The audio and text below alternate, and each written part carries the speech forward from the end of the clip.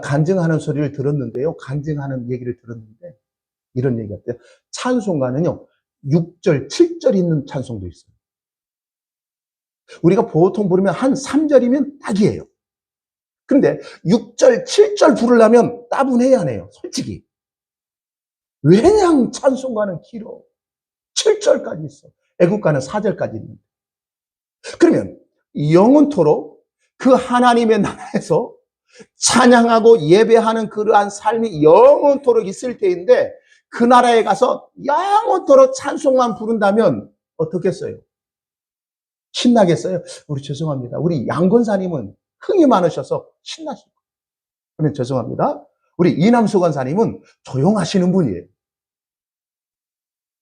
어제 우리 가족들 모임이 있어서 식사자를 했는데요. 우리 큰 사이가 흥이 조금 있어요. 일명 댄싱 머신이라 했대요. 고등학교 다닐 때. 근데 그 딸과 아들도 무슨 음악만 나오면 벌써 실룩실룩 해요. 이제 점심 먹고 가는 것이 이제는 커피를, 차를 마시러 갔는데 거기 보면 사람들이 많으니까 음악이 나오지 않습니까? 딱 보면서 큰 민채가 딱 핸드폰을 보면서 음악이 땅땅 나오냐. 그랬더니 그 엄마가 또 흔든다. 흥이에요, 흥. 양 권사님은 저하고 같이 어디 여행을 안 갔는데 어디 가시면 맨 먼저 나오셔서 마이크 잡는 아마 그런 스타일 같아요. 그냥, 율동을 막, 흥이거든요. 우리 같은 사람 어디 가서 노래하라면요, 참 뺍니다. 못하는데, 빼다가 어쩔 수 없이 나가서 하면, 노래 잘하면 괜찮은데, 죄송합니다. 그렇게 못해. 차라리 안 부르는 게 나아요. 우리 집사람 사모도요, 참 노래를 조금 합니다. 가수급은 안 되고요, 죄송합니다. 노래를 하는데, 어디 가서 노래하라면 한 곡만 부르면 소홀한 사람. 보통 3곡, 5곡을 불러야 딱 후련한 그런 스타일이거든요. 우리 그런 스타일을 가진 사람은 천국 가면 찬양만 합시다 하면 할렐루야 할 겁니다. 근데 저희 스타일은 한 곡만 부르시지 왜 또 하실까? 찬양한다고 하는 그러한 모습은 영원토록 그 나라는 찬양하고 경배한다고 하는 그 사실은 무엇이 전제되느냐? 하나님의 구원의 은혜의 감사와 감격이 충만한 나라가 하나님의 나라라는 거예요. 오늘 이 교회도 하나님의 나라의 하나의 모형입니다. 네? 교회라고 하는 그러한 모습은 하나님 나라의 하나의 모형으로서 이 땅에 하나님이 세워놓은 제도입니다. 이럴 때에 하나님의 은혜가 충만한 그러한 모습일 때에 하나님 앞에 찬양하고 싶고 하나님 앞에 기도하고 싶고 하나님을 사랑하는 그 고백의 헌신의 모습이 있기를 원하는 것이 바로 교회라는 거예요. 그 교회의 연장선상이 바로 가정입니다.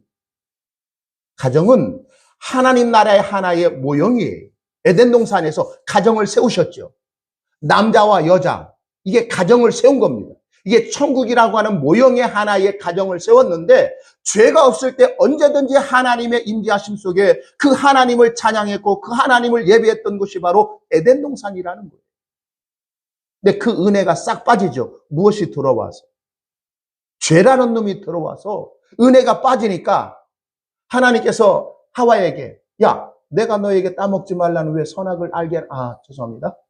아담에게 차서 왜 그것을 먹었냐 할 때 하나님, 내가 하나님 앞에 나를 위해서 여자를 만들어 달라고 얘기했습니까? 하나님이 만들어줬잖아요. 그 여자가 나를 이렇게 꼬셔가지고 내가 따먹었습니다. 나는 안 따먹으려 했는데 누구 때문에? 당신이 만든 그 여자 때문에 내가 이렇게 지금 죄를 범하지 않았습니다. 죄의 정가가 나오잖아요. 가정의 부부가 파탄이 나는 것 아닙니까? 그러나 죄가 없을 때 하나님의 은혜 가운데 있을 때는 부부가 하나 되어졌습니다. 사랑이 충만합니다. 언제든지 여보 우리 하나님 앞에 찬양합시다 하면 두 사람이 딱 손을 잡고 찬양했을 수도 있고 야 코끼리 와라 사자야 와라 불러가지고 그 동물들과 함께 동산에서 하나님을 예배하는 거룩한 그러한 천국의 하나의 모형이었다는 거예요. 가정도 그러한 모습이 지어지는 것이 하나님이 천국의 모형으로 주어진 겁니다. 그래서 너희들은 믿음으로 주의 사랑을 가진 자는 그 가정을 지키라 라고 얘기하는 거예요. 하나 된 것을 너희는 힘써 지키라고 얘기하는 겁니다. 그 지키는 것은 바로 하나님의 은혜가 얼마나 큰지를 아는 자가 지켜내는 것을 우선으로 사는 줄 믿습니다. 먼저 당신이 하라는 게 아니라 하나님의 나라는 은혜 받은 사람이 먼저 하는 거예요. 은혜가 큰 그러한 모습이 있는 자가 무언가 일을 진행할 때에 그 은혜가 조금 딸리지만 그와 함께 십시일반 그 일에 동참하는 겁니다. 그게 하나님 나라를 경험하는 성도의 모습이라는 거예요. 그게 바로 복음의 능력이라는 거예요. 우리 교회가 그러한 모습이 있기를 주의 이름으로 축복합니다. 권사님 뭐 하세요? 아니, 사모님이 해서 알겠지. 뭐 목사님이 우리가 안 해도 알겠지. 그런 것이 아니라 은혜라고 하는 것은 뭔가 감정적인 그러한 터치를 막 뭔가 하고 하는 은혜가 아니라 깨닫는 거예요. 깨닫다는 것은 바로 뭐냐? 안다는 거예요. 안다는 것은 뭐냐? 행할 수 있는 힘이 거기서 나온다는 거예요. 우리가 어디 처음 갈 때 생소하잖아요. 그럴 때 두려움부터 와야 하나요? 어떠한 일을, 어떠한 사람을 처음 만날 때 그 저녁에 잠이 옵니까? 안 옵니까? 얼마나 몇 번씩 눈 떴다 감았다 떴다 그 잠잤다고 얘기 못해요. 그냥 선 잠잔 겁니다. 왜? 두려웠기 때문에. 생소하기 때문에. 그러나 그 하나님의 은혜를 경험하고 깨닫고 알고 말하는 자는 모든 것이 두렵지 않고 당당하게 그 일을 할 수 있는 힘이 나오는 겁니다. 하나님은 우리를 부르실 때 능력자를 부르시지 않았습니다. 하나님은 하나님의 일을 할 때에 능력 있는 그러한 조건을 가진 사람을 부르신 것이 아니라 바로 그에게 하나님의 은혜가 부어짐으로 그 일을 감당할 수 있는 능력이 거기서 나온다는 거예요. 그게 복음의 능력이고 십자가의 능력이라는 거예요. 그러니까 너희는 너희의 재주, 너희가 알고 있는 모든 달란트를 통해서 하나님의 일을 이뤄나가는 것이 아니라 하나님의 은혜를 통해서 그에게 너희에게 준 그것을 하기를 원하는 거예요. 그럴 때 먼저 우리의 삶은 당당함이 나타나는 거죠. 있어서 당당한 게 아니에요. 뭔가 나는 준비돼서 당당한 게 아니라 그 하나님의 은혜 받은 그것이 인하여 나는 그 일을 할 수 있는 존재로 부르심을 감사함으로 그 일을 하는 거예요. 그게 생각의 변화예요. 오늘 세 번째입니다. 복음의 능력은 세상을 이기는 능력이 있는 줄 믿습니다. 오늘 본문 말씀 다시 한번 읽겠습니다. 몇 절이냐면 4절 말씀입니다. 다 같이 한번 크게 한번 음성으로 읽겠습니다. 시작.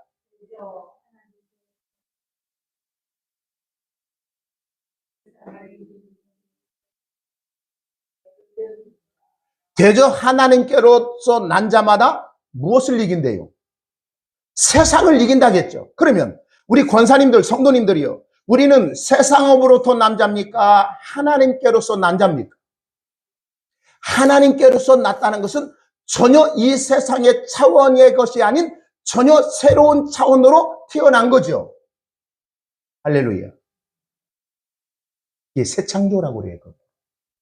그러면 하나님께서 난 우리라면 이 세상을 살아가면서 세상에 휩쓸려면서 가는 게 아니라 그 세상을 이기는 자라는 거예요. 죄송합니다. 예수 믿으면서도 나는 하나님께로부터 난 자야. 나는 구원받아서 죄사함을 받았고 나는 날마다 믿음을 따라 살아가는 사람이야 라고 얘기해놓고 그 사람의 삶을 보면 예수 안 믿는 사람과 똑같이 그 길을 간다면 그는 무언가 신앙에 문제가 있을까요? 없을까요? 있죠. 있어도 어떻게? 엄청나게 문제가 심각하다.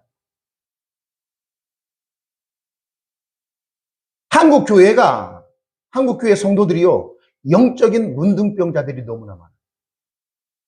우리는 문둥병 하면 어떤 것이 먼저 생각나요?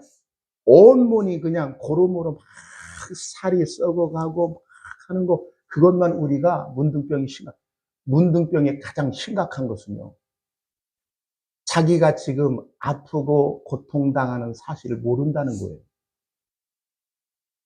예를 들어서 뜨거운 주전자가 있는데 문둥병에 걸린 사람을 딱 잡아도요, 자기의 살이 타들어가도요, 느끼지를 못한대요. 그렇던데요. 우리는 내 몸이 조금 아프지 않고 고통스럽지 않았으면 이라고 하는 그런 마음으로 노년이 되면 아픈 데가 많잖아요. 근데 그 아픔이 없이 살아가는 병을 걸린 사람이 있다네. 살을 찔러도요, 그 고통을 못 느끼는 그러한 병이 있대요. 그러면 우리가 보면, 그 사람이 행복하지. 아니라는 거예요. 우리가 이 땅에 살면서 때로는 어려움과 힘들 때 그 고통을 통해서 우리가 깨닫는 하나의 과정 속에 있고, 통로가 될 수 있다는 거예요. 그것을 우리를 죽이는 것이 아니라 그 고난과 고통을 오히려 하나님의 은혜가 얼마나 큰지를 깨닫는 하나의 과정이라는 거예요. 그래서 우리가 나이 드시고 이제는 힘들고 어려울 때, 고통당하고 고난당할 때, 왜 하나님 나에게 이런 고통을 주십니까? 이 고통 다 얻어가시고 나에게 행복만 주세요 라고 그렇게 할 수 있어요. 오직 고통스럽겠으면 그렇겠습니까? 그러나 그 고통 속에 하나님의 은혜를 더 구한다면 그 고통과 고난은 나에게 위기고 복이라는 거예요. 세상은 우리에게 철저히 좋은 것, 믿음에 유익한 것을 주는 것이 세상이 아니라는 사실을 이기시기를 바랍니다. 예수님께서 말씀하지 않았습니까? 어떠한 말씀을 했냐면, 이것을 너희에게 이름은, 요한복음 16장 33절 말씀에 보면, 이것을 너희에게 이름은 너희로 내 안에 평안을 누리게 하려 함이라. 세상에는 너희가 무엇을 당하나 환난을 당하나 담대하라, 내가 세상을 이겼다라고 했습니다. 예수 믿는 사람은 이 땅에 살면서 그리스도 안에 있을 때에 세상이 주는 편안함이 아니라 예수 안에 있는 그리스도인의 삶은 평강의 삶을 우리 주님이 주신다고 했습니다. 이 평강함은 세상으로 줄 수 없는 평강입니다. 오직 누구에게서만 주어지는 것이라겠습니까? 예수 그리스도만이 주는 평강입니다. 다음 주에 얘기할 겁니다. 그 평강이 있을 때는 세상의 두려움이 떠나갑니다. 두려움이 변하여 노래가 됩니다. 두려움이 변하여 하나님 앞에 확신은 믿음으로 승리의 계가를 부를 수 있는 성도가 되어줄 수 있는 거예요. 그런데 아직도 예수 믿으면서도요, 세상 것 추구하며 살아가는 사람이 있어요. 세상 것이라고 하는 것은 무엇을 의미하느냐? 제가 잠깐 말씀을 드리겠습니다. 세상은요, 보여지는 것을 따라 살아간다. 예를 들어서 우리가 예수를 믿잖아요. 예수 믿는 사람은 이렇게 되어져야 진짜 예수 믿는 사람이다 라고 얘기해야 하네요. 예를 들어서 지금 내가 예수 믿기 전에는 월세를 살았어요.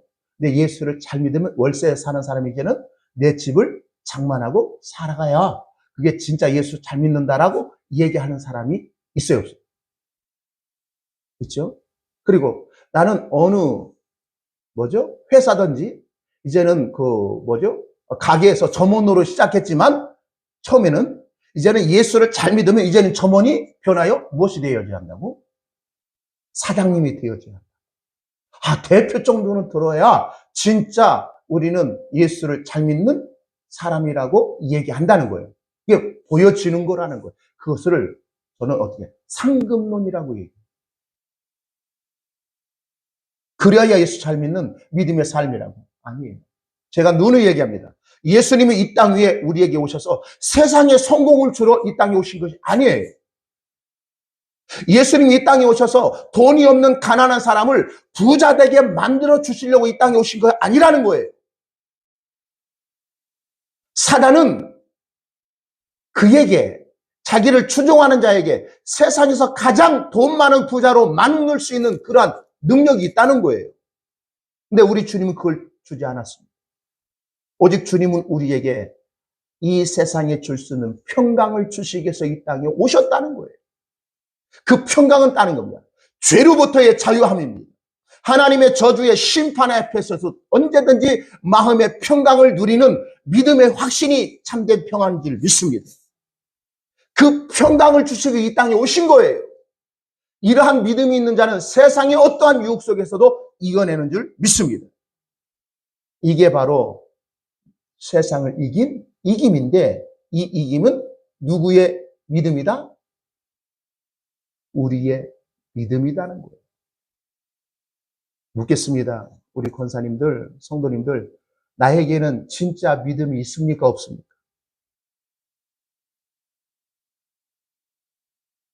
그 진짜 그 믿음, 하나님이 나에게 주신 그 믿음을 지금 가지고 있고 신앙생활하고 있다라고 확신하시죠? 아멘 하셨어요? 딱 사모님만. 다른 분 다 마음으로 그게 아멘 외친 줄 믿습니다. 그 믿음이 세상을 이겼다는데, 그 믿음을 어떤 믿음이냐? 오늘 5절 말씀에 예수께서 하나님의 아들이심을 믿는 자가 아니면 세상을 이길 수 있다 없다.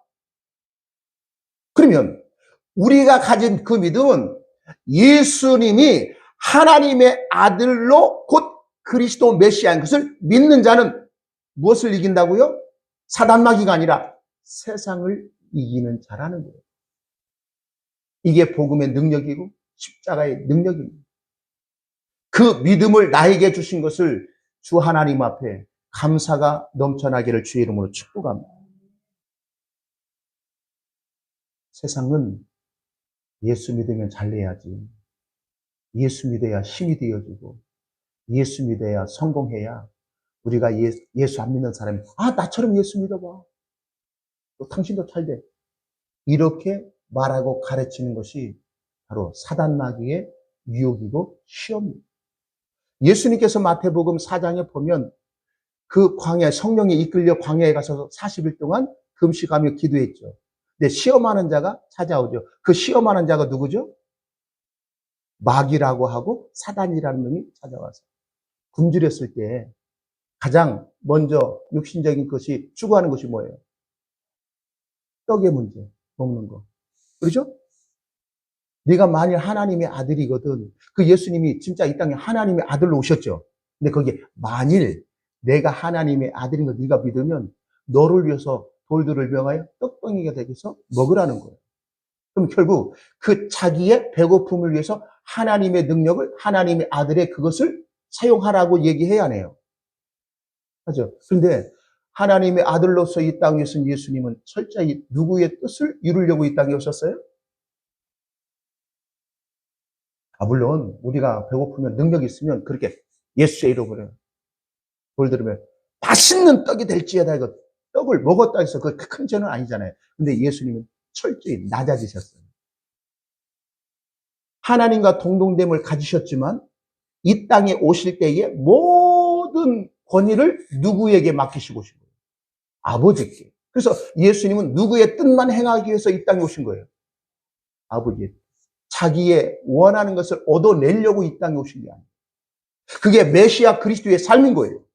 그 사실을 우리가 믿는다면, 예수를 믿는 성도라면 철저히 나를 위하여 예수의 힘을 가지고 내가 원하는 욕망, 내가 바라는 모든 걸 이루어내고 성취하려고 하는 것이 아니라는 거예요. 오직 예수 그리스도 통해서 나타나신 하나님의 뜻이 무엇인 줄 알아 우리들 그 뜻 안에서 순종하며 믿음으로 따라가는 것. 이게 세상을 이기는 믿음이다.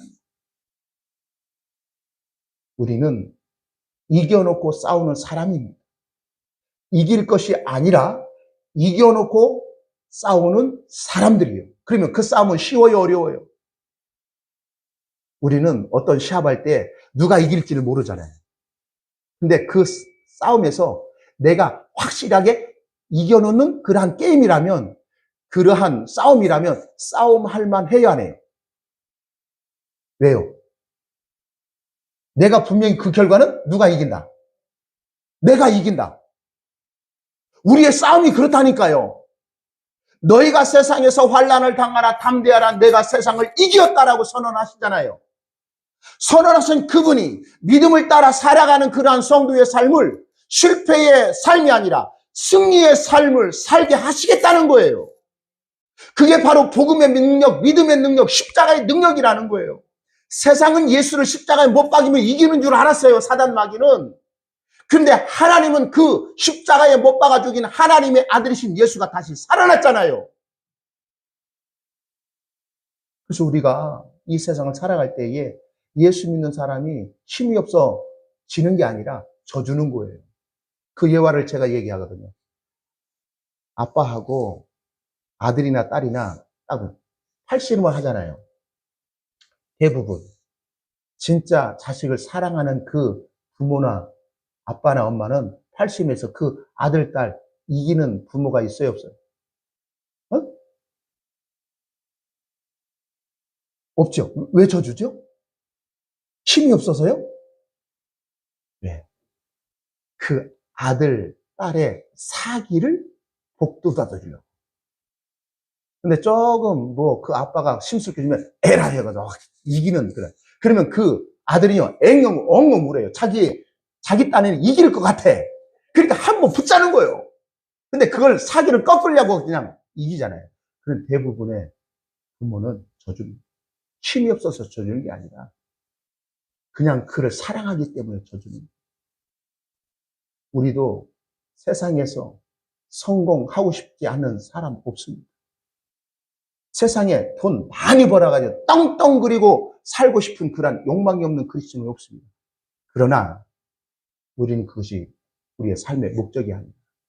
바로 하나님이 나를 구원하신 그 은혜가 더 크기, 그 사랑을 더 추구하면서 살아가는 것이 세상을 이기는 믿음의 능력이 거기 나타난다는 거예요.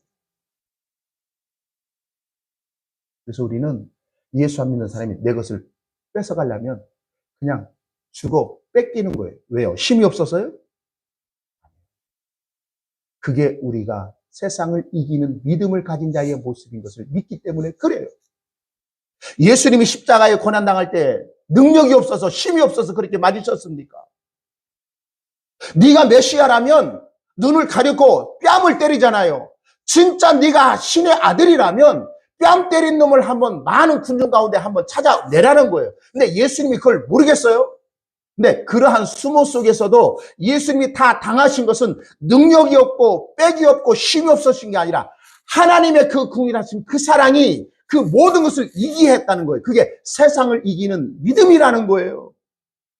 그 믿음을 우리에게 주신 것에 감사하시기를 바랍니다.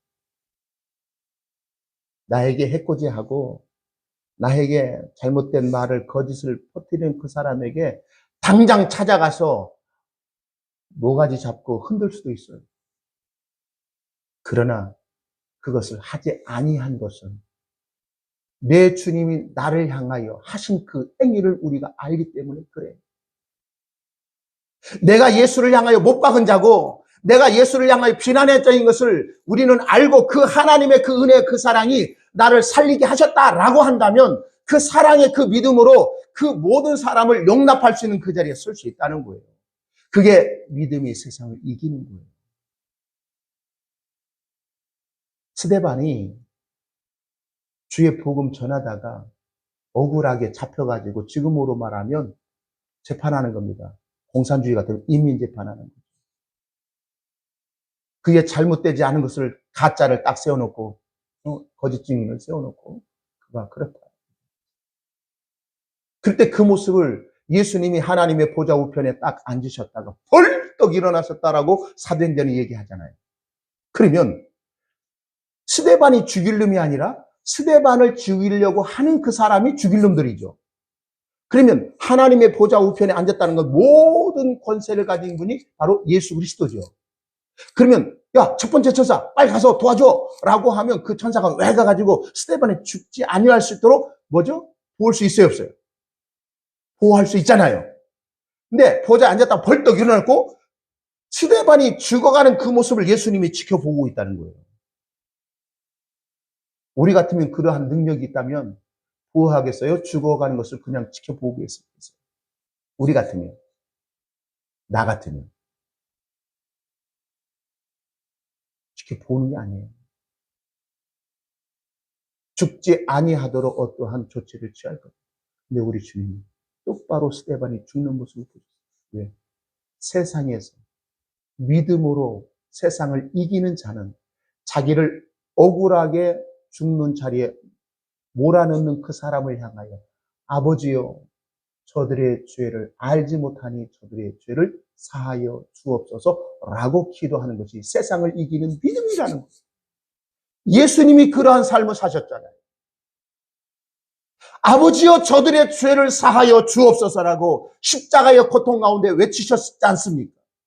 그 저들의 죄를 사하여 주옵소서라고 하는 예수님의 기도가 우리를 살리는 능력이 되어줬다는 거예요. 제가 일전에도 얘기했잖아요. 렘브란트가 예수의 십자가에 고난했을 때 다른 사람은 그 당시에 고대 사람의 모습을 했지만 그 한쪽에 자기의 모습을 그려놨다고요. 왜? 십자가에 죽인 사람은 바로 로마 병사가 아니라 유대인들이 아니라 바로 죄인인 자기 자신이 예수를 죽였던 사람이라고. 이게 고백 아닌 겁니다. 그 예수님의 아버지여 저들의 죄를 사하여 주옵소서 용서하여 주옵소서라고 하는 그 기도가 구원받는 우리에게 능력이 되어진다는 거죠. 그게 십자가의 능력이라는 거예요. 그러한 삶은 스데반이 그러한 삶을 살다가 간 것 아닙니까? 그러한 삶은 세상에서는 멍청한 사람 같지만 하나님 앞에는 영광이 되는 삶이라는 거예요. 그래서 예수 믿는 사람은 때로는 손해보면서 살아가는 것도 유익한 거예요.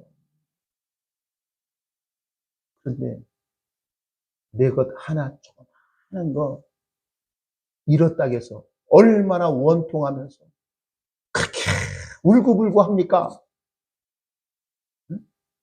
손해보지 않아야 하려고 하나님 나는 절대로 예수 믿고 내 것을 손해보지 않도록 하나님 지켜주세요 라고 얼마나 눈물 뿌려 기도합니까? 내가 주님 앞에 믿음으로 하나님의 인도하심을 따라 살아간다면 손해보는 것조차도 그 믿음을 따라 그 길을 가시기를 바랍니다. 그게 우리에게는 손해보는 것 같은데 하나님 앞에는 믿음의 영광의 길을 가는 성도의 모습이라는 거예요. 그래서 초대교회 성도들은요, 자기 전다 뺏기고 집 뺏기면서도 할렐루야 하고 손 털고 가잖아요. 그게 구약의 성도의 대표가 이삭입니다.